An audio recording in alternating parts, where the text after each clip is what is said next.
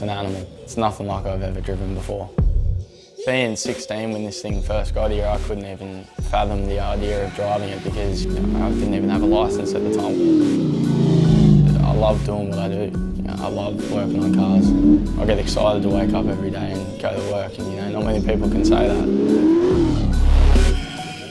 My name's Cooper from Gold Coast, Queensland, and this is my 1970 Chevy Nova. So my first car was a Nissan Skyline, an R32 Skyline. And I bought that when I was 14 for $1,000. It was a shell, and yeah, it was a hunk of junk. It was terrible. But yeah, that was just the starting point for me, basically. So I was still in school at that time, but yeah, I just saved up all my money and bought this shell and used to come in on the weekends and work on it with my dad. Bought a motor for it, bought a half cut that came from Japan, put RB25 in it, turbo, sold it for 13 grand, and I didn't actually even really get to drive it because I was 15, not old enough to drive here, so. Basically, the main reason I was getting into cars was a lot of the builds that my dad was doing at the time. The main one being the 1969 Camaro, then debuted it at SEMA. I think it was 2014, that went over there. And that was just a major eye-opener for me. That was just, I was gobsmacked at that. The feedback that he got from that, and just it's always everything I've wanted to be. So when I sold my Skyline, with the money from that, I started looking at muscle cars, and I was looking for a lot of the cars over here, but they were a lot overpriced than what I could get it for in the US. And me and my dad were looking for cars at the same time too, because he just sold his Nova. I've always wanted a 1970 Chevy Nova after seeing my dad's one. And I picked this thing up for $3,800. And it was a complete running car, 6-cylinder. But yeah, it's seen better days. Dad, at the same time, he got a 1970 Dodge Challenger, Havoc. His was actually in pretty good condition compared to mine. So when we got this back to the shop and shipped it over from the US to here, basically just started full steam ahead, and I just came in every morning and every arvo. So 6 o'clock in the morning till 9 o'clock I used to work on my car, and then from 9 o'clock onwards till 3 I'd work for shop work for my dad.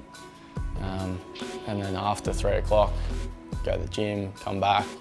So it was pretty chaos for 3 years. It was honestly just that repetitive. The first thing we did was strip the whole car down, basically. Pull it all apart, get it all back to bare steel so I could assess the whole thing really, just to see how bad it was. There was just a lot of bog throughout the whole car, and obviously that's not really a good start. So I started stripping it down, and the body wasn't as straight as what I thought it was going to be.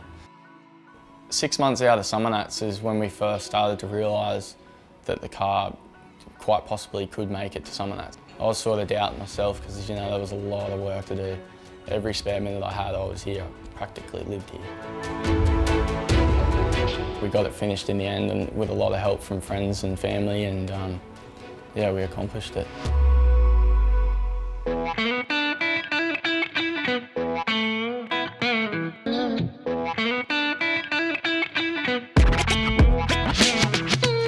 So the engine's a 468 big block Chev with a T56 manual gearbox. I went manual because I like to actually feel the car.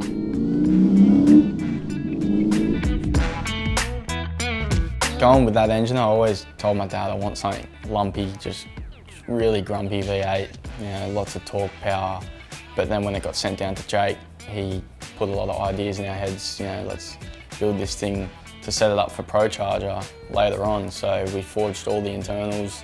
It's got all aftermarket heads. It's a really strong motor. So, when we Pro Charge it, it could be pushing close to 1,000 horsepower. Well, the look I was trying to go for with the exterior was just a nice, clean, smooth look. So I've deleted all the blinkers that come factory on Novas on the side panels and front guards. I've debadged the whole car.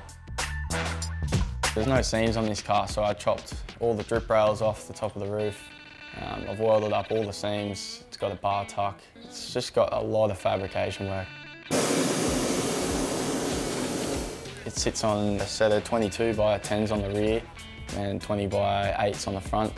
It's got airbag suspension all the way around. So it's got a set of CPP brakes, a 9-inch diff with a true track centre, full four-link rear. It's really just got top-notch parts. I wanted a very busy interior. I wanted it to look, I don't know, something like a Lamborghini, just really out there, really busy. Just because the car on the outside was really subtle, so I wanted the inside to just bang, just smack you in the face and just be like, wow. The dash was actually all hand-built out of wood, fiberglass and bog and yeah, heaps of stuff. That dash took me 3.5 weeks to make. There was a lot of work in that dash. The seats are out of a late model Commodore, all trimmed in Alcantara with a cross-stitch feature in the same colour as the car, going throughout the whole car. The 1969 Camaro that we did here a couple of years ago, I've always loved that colour. And I've always said to myself, you know, I'll paint one of my cars one day in that colour. We all kind of got excited here when we found out, you know, we were going to paint the car this colour, because it's a very special blend of colour. There's no other car in this world except for that Camaro.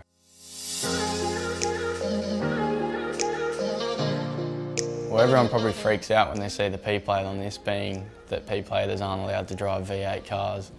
But through our shop, I've actually applied for a workers exemption to drive high-powered and turbo cars and V8s through the shop. So pretty privileged in that way. I'm very thankful for that. Leading up to Summernats, my dad actually got a call from Owen Webb saying that he wanted the car to be an unveil car. And then I really sort of started to take it in, because the last 2 or 3 years was just a blur, I guess, because I was working so hard. I was here every day. Wasn't seeing my mates as much, and I guess it was all just such a blur. But then when I got down to Summernats and set it up on the display and stood back and actually looked at it before I went back to the hotel, and I was starting to take it in and realising what I've created. And yeah, it was just an amazing feeling. Right after the unveil, 20, 50 people come up to me, shake my hand, just saying, this is an awesome car, like, so proud of you doing this at such a young age. And just getting the feedback like that, it was all worth it. Now that the car's fully done, I've actually taken it in a lot more, and I can actually get in, go for a cruise, feel its good things, its bad things, actually get to know the car and feel it and drive it. And it really is, it's a good feeling. Even so much as driving past people and getting the thumbs up, that's all recognition for what I've done, and I really do appreciate that from people, and that just makes me push and want to do it again,